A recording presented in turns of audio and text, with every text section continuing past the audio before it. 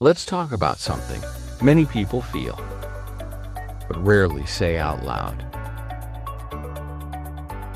The pressure to look professional at work, even when money feels tight.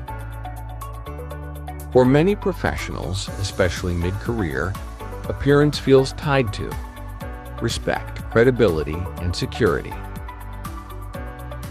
Because of that, people quietly overspend, not for joy, not for pleasure, but for reassurance. We tell ourselves, once I upgrade my clothes, I'll feel more confident. But confidence bought through spending rarely lasts. It fades. And what replaces it is a new kind of stress, the stress of maintaining an image. Here's the truth. Most people won't tell you. Looking professional at work is not about looking expensive. It's about looking intentional. In the Philippines, work culture still reads appearance as a signal, not a signal of wealth, but a signal of reliability, stability, and self-respect. And that signal can be communicated quietly. You don't need new clothes every month.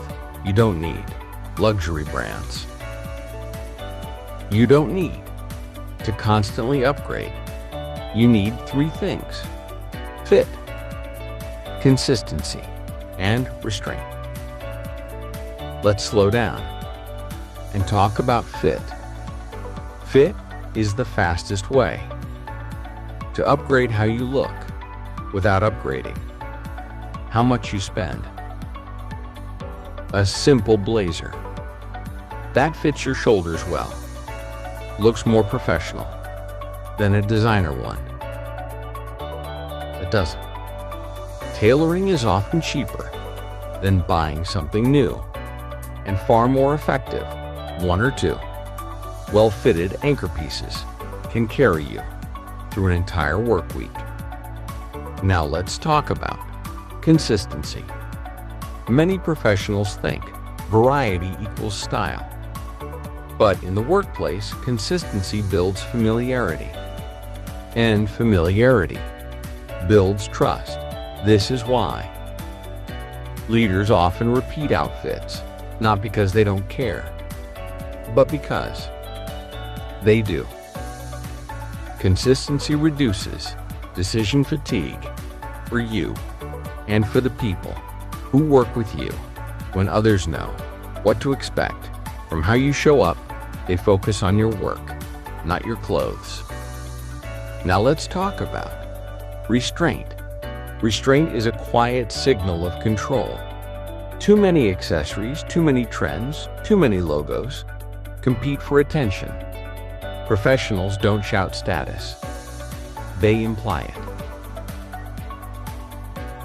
Especially when money is tight, restraint protects you from emotional spending. It protects your finances and your peace.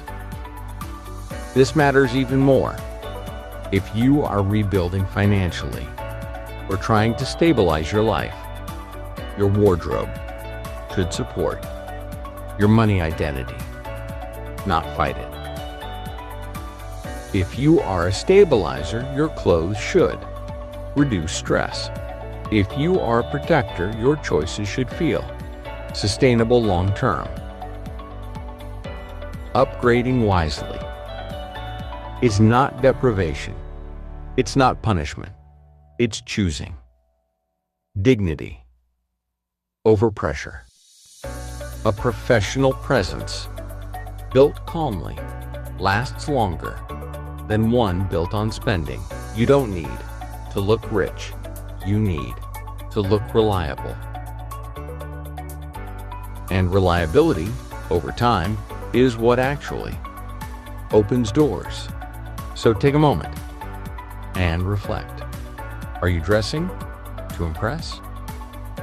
Or are you dressing to feel safe? If this resonated with you, comment below. I choose dignity over debt.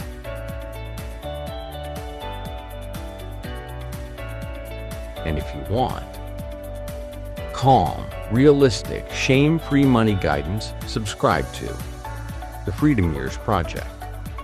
Because money should support your life, not exhaust it.